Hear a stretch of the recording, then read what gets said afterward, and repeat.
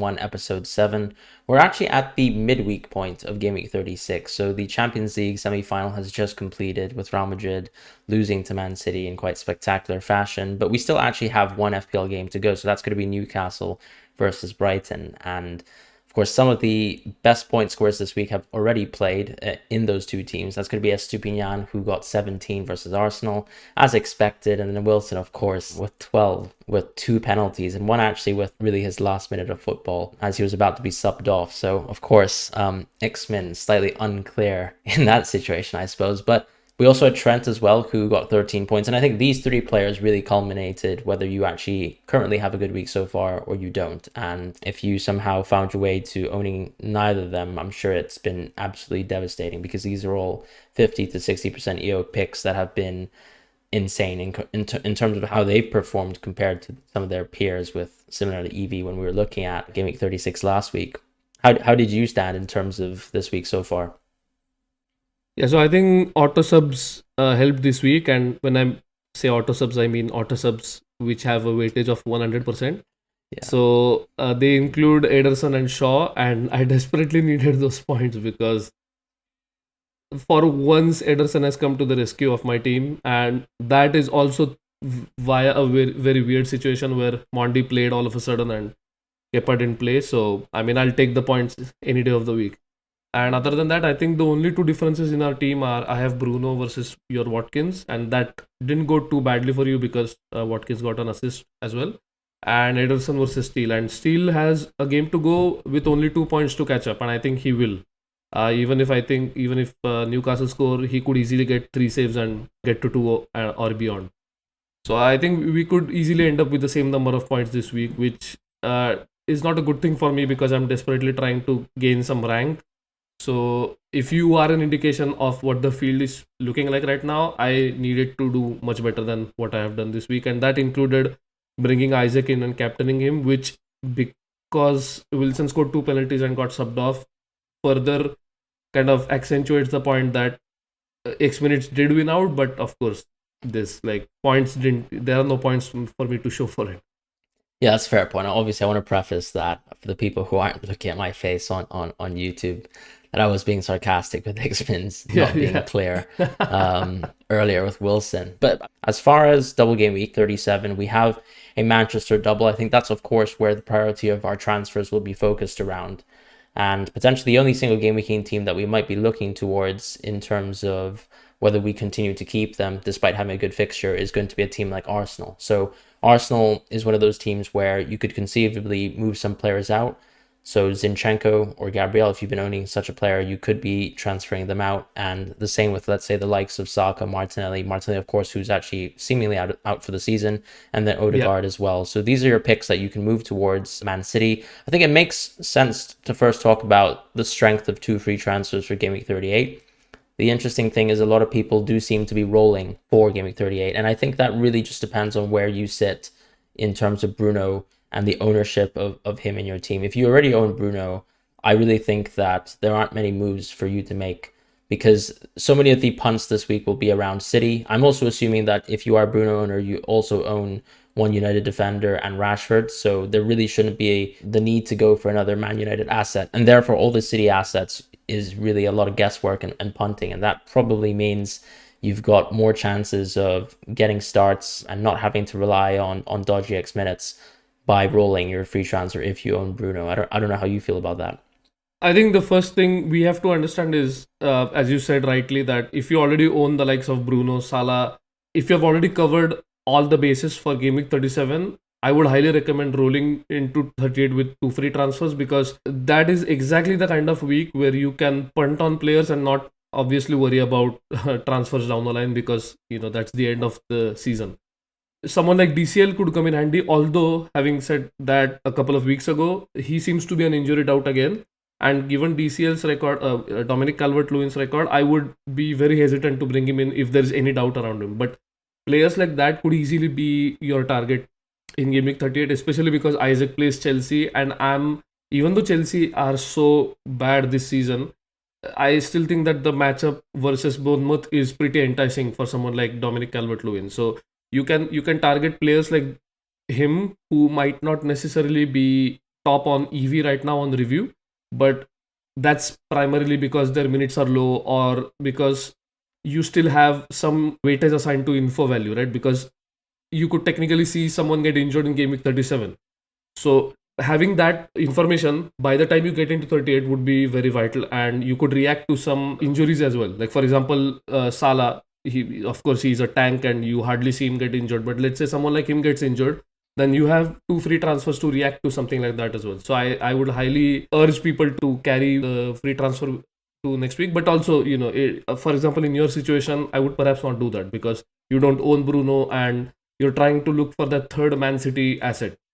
And of course, we are going to once again rely on Luke from Inspected Goals to kind of help us out in kind of understanding where we stand in City assets and if we can expect anyone to start twice, especially in defense, I think, because for those that don't own Ederson, I think you might stand a better chance of getting a player who starts twice, because all the signs right now are pointing towards Ederson getting benched at least once. The worst thing would be if Arsenal lose to Nottingham Forest, because in that case, City would have already won the league before they even play their first game of the double game week, and then that would actually throw all our plans awry, and that's even worse for someone who has planned through all these things. So for City assets, wait for some predictions.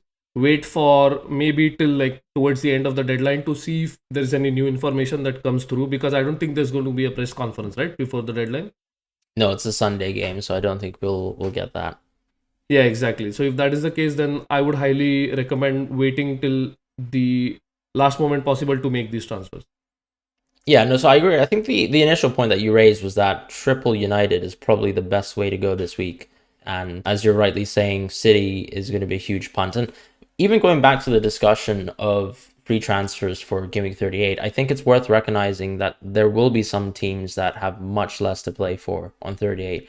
Whereas this pool of teams that are all competing for fourth place, and that Champions League spot, third and fourth actually, in terms of Newcastle, United, Liverpool, and Brighton, these are all teams that we could conceivably see be fighting it out towards Gameweek 38. So I like betting on transfers towards there. So that's why Triple United makes a lot of sense to me, because their game on 38, I don't see many instances where it's not important, even if, let's say, Newcastle were to win versus Brighton. So that makes sense to me. The issue, I suppose, is if you are going towards Triple City, then you could put yourself in a lot of doubt for Game Week 38 as well. So one thing before you even think about City is when you're on review and you're looking at your souls as well, I think part of the guesswork is not only 37, but 38 as well, because you have to try and guess the minutes for 38. If you think 38, for example, is a dress rehearsal for that FA Cup final, then that probably leads you towards more of the lineup that we sort of saw, maybe the 10 versus 11 versus Real Madrid, but maybe let's say Walker out for Ake. That could be a change that we could see with Akanji moving towards that right center back position.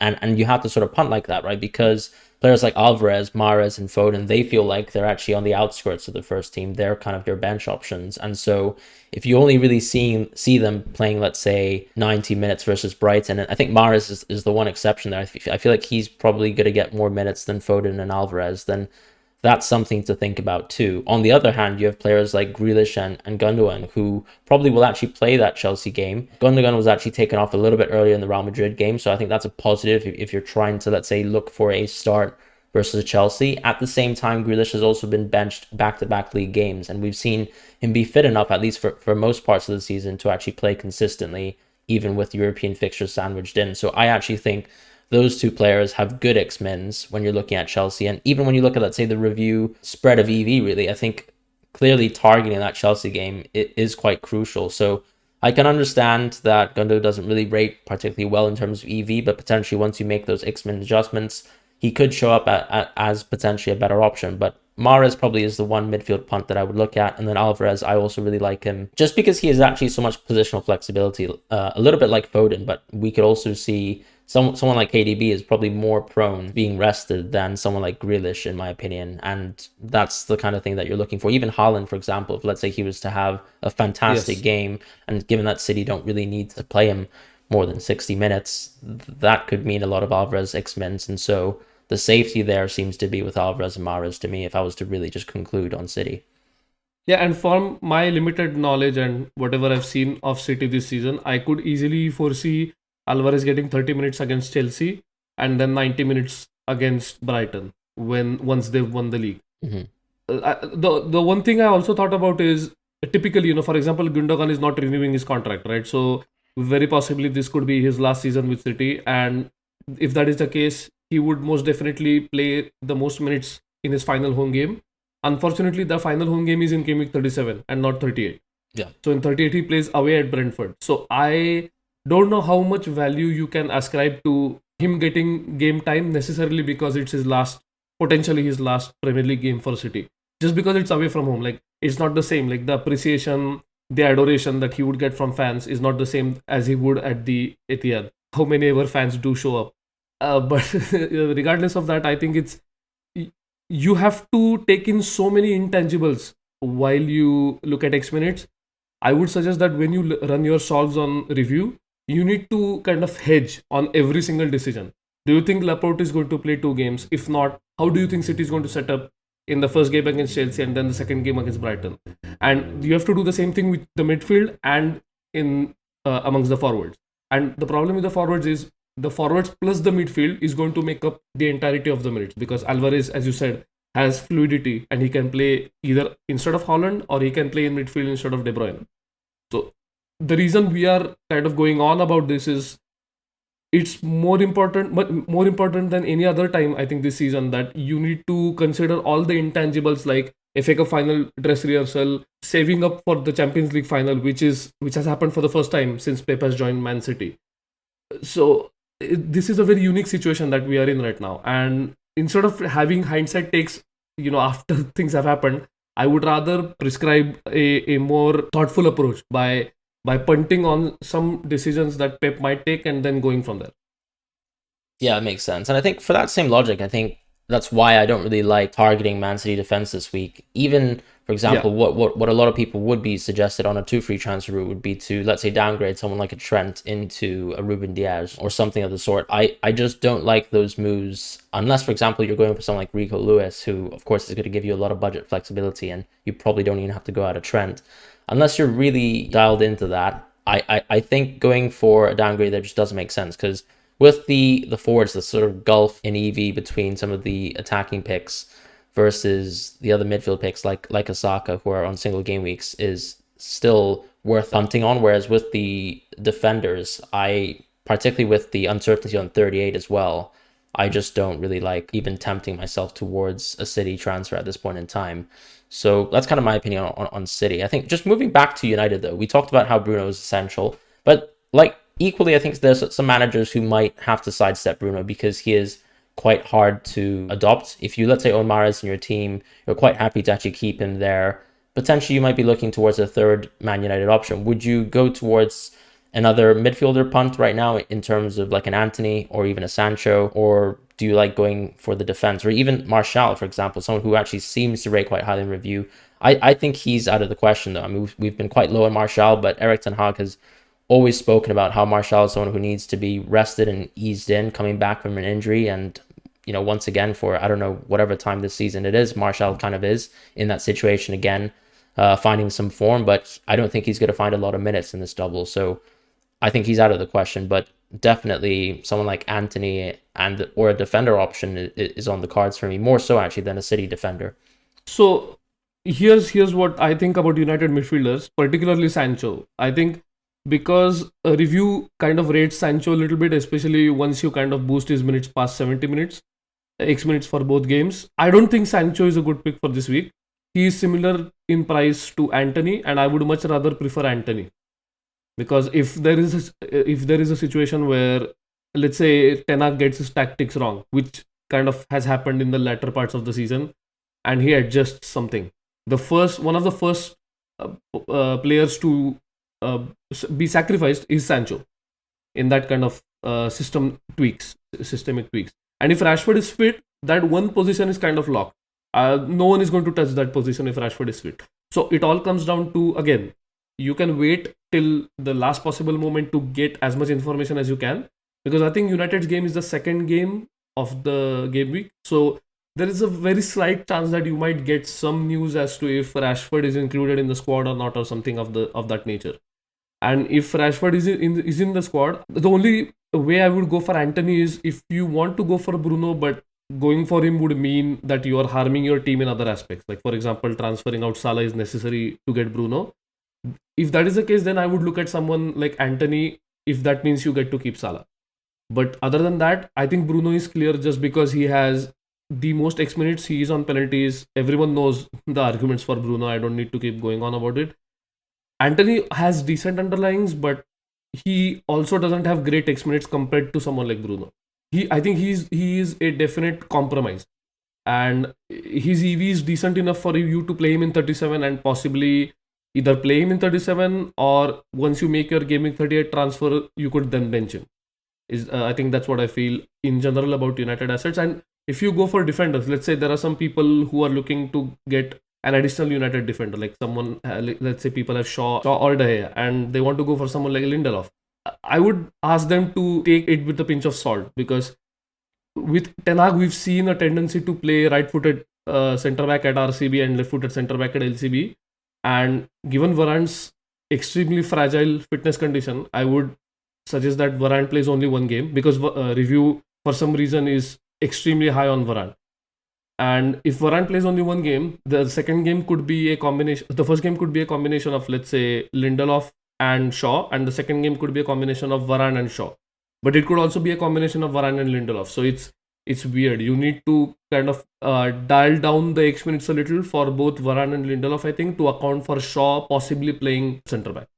Okay, and if you actually had to pick between Varane and Lindelof, would you actually go for Lindelof? I guess based on your inclination there. Just because Varane is too fragile, I think, and we've seen it time and again this season, where Varane has gotten sub sometimes at even half time, sometimes not even past 30 minutes. It's not been a great season for Varane in terms of injuries. So from that sense, Lindelof is well clear of him in fitness sense. That sort of encapsulates the transfer segment for double game week 37. As far as the bench conundrum that I'm assuming that a lot of us will have impending, it's going to be between picks like Trent, Isak, and Trippier. Now, of course, with Trent and Trippier, you probably only would have a conundrum if you have a City defender, because, or even let's say a double United defense, such as a Shaw plus Lindelof situation. What do you sort of generally feel about those options, and even maybe let's say an Arsenal midfielder like a Saka? Yeah, so if you look at reviews, EV for all four of them, they are kind of similar. With, I think Saka is a little bit clear of the rest of the three, but between Trent, Isaac, and Trippier, I think there's a difference of 0.2 each. So it's not that big of a difference. And someone who is chasing rank, I would go for a riskier pick and try to get some of that free risk, as Simon likes to call it. Because normally what happens is you sacrifice too much EV in order to get a differential in the EO sense. But the problem with that is you're losing a lot of EV. But in this case, I think there's a case to be made where you can easily play Isaac over Trent if you are sure that Isaac starts. The only risk there is, of course, if Isaac doesn't start, because you know that Trent is going to start. But the other comparison is between, let's say, Trent and Trippier. So with that, the EV difference is a little bit more. So I would then just revert back to what EV says. But the biggest conundrum, I think, is if for people that own Trent and Isaac. And in that case, for people who want to increase their risk or relative risk, I would play Isaac personally, unless something happens in the Brighton game that changes things. And if you just want to minimize your outcome variability, the relative outcome variability, I would just play Trent. We can move on to the final section, which is, of course, captaincy. And I'll go with the review picks, and you can follow up with the transfer algorithm picks. So review has Haaland, Bruno, and Rashford as the top three choices in that sequence. And unless you think that some other City player is going to play both games and start both games, I think Haaland is the natural captaincy candidate once again. And with Rashford, again, it's for me, if Rashford is declared fully fit, or we find out through some leak that Rashford is fully fit before the deadline, I can adjust his minutes back to, let's say, 80 and 75 or something like that. And then I can have a look at if it's a close call. And again, if it's free risk, I will take it, because I expect Haaland to miss out on a chunk of X minutes in the second game of the double game. Yeah, that's a good point, because obviously this is probably the first time we're seeing that Haaland is going to play in what we would call an inconsequential game, if all things go to plan, really. And I think they will, given that Chelsea are the way that they are with Lampard. As far as Rashford, I think one of the issues, of course, is that he also just has these sort of X-Men's risks coming back from an injury. You don't probably have full information. Yes, we'll probably have an Eric Ten Hag press conference. I think he'll be kind, and I think Rashford has been utilized a lot this season, but you can see, of course, with this sort of rest here that ultimately he's seen consequences of running his players down, unless they're called Bruno, of course. And so, yeah, I think this is a nice chance to go with Bruno. One thing I want to say with Bruno too, though, actually, is what do you make of, let's say, if Rashford wasn't to play? I mean, does that really... It doesn't seem like it impacts Bruno's EV, but do you think that when you're picking captaincy and when you're sort of seeing the ceiling of Bruno, do you think that impacts it? Because it seems like Rashford being out would decrease the sort of XG ceiling of a team like United. That is actually a good question, and I've been thinking about this because of course I'm trying to think of alternatives to Haaland in terms of captaincy. And the problem with captaining Bruno is I would need to be certain that Haaland misses out on one game. And I don't know how certain I am of that fact. And if that doesn't transpire, I think it's an immediate EV loss as well as points loss. Because I fully expect Haaland to outscore Bruno if he starts both games and plays reasonable minutes. So it's just a case of, if I am fully confident of Haaland getting less than, let's say, 120 minutes, that is the case, then I can make a judgment call based on that. And yes, Bruno, the team does have lower XG when Rashford is out, but I still think that Bruno is largely unaffected by that, as long as, let's say, someone like Martial can stay fit. I think he kind of not minimizes, but he does reduce the impact of not having Rashford around. Right. So Sancho, Martial and Antony as a front three is more than competent, I think, for someone like Bruno to play as a number 10 and feed them with passes. Even though they were quite wasteful against Wolverhampton Wanderers, I would still expect Bruno to bomb ahead constantly, forward constantly, and try to get assists and goals. Yeah, and I think personally, when you talk about Haaland too, it seems like we have more certainty that he starts that game versus Chelsea. And as we were saying earlier in the pod, you have to target that Chelsea game because it's just much easier to conceive that City would have more goals in that game or create more goals. So if he is someone that we expect to start versus Chelsea, I think the captaincy on Haaland is relatively safe. Now, in terms of offering a little bit of diversity in the argument, you've got the transfer algorithm picks, which are actually exactly the same. But what I did want to bring out is that some of the Brighton midfielder picks, unlike Review, as far as I can see from the EV, are actually pretty close to Rashford as a captaincy option. So probably some elements of the community, and particularly when you look at market data, it seems like options like Mitoma will actually come out as a relatively good captaincy option as well. Do you think that there's any chance that you would try and, let's say, target the Southampton game for this Brighton team? Or is it just the fact that you have double game week and City's one of them that it just sort of spells that out of the question? No, that is a reasonable argument. And the biggest point of contention again is that if you are convinced that any of your Brighton assets is going to play close to 180 minutes, I think they become automatically a captaincy contender for this week because of the inherent uncertainty of every single Man City player. Not even the goalkeeper is safe next in the double game week. So because of that, it's very natural to go towards a team for whom you are quite sure about their X minutes, right? And I think for McAllister and Mitoma, I'm pretty convinced that they would play between 150 to 170 minutes in the double game week, unless obviously again the caveat of injuries or some other thing that goes down, because we've seen, I think Sanchez also has now gotten into it with De Zerbi.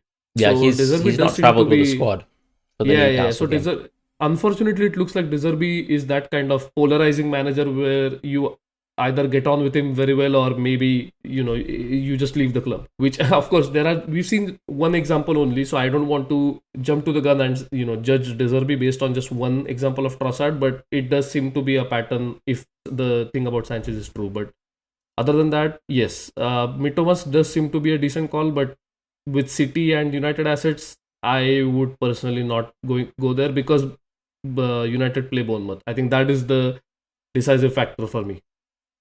Yeah, that makes sense. And I think we can end the pod here. So thank you guys so much for listening, and we'll see you guys next week. Yeah, cheers. Bye, guys.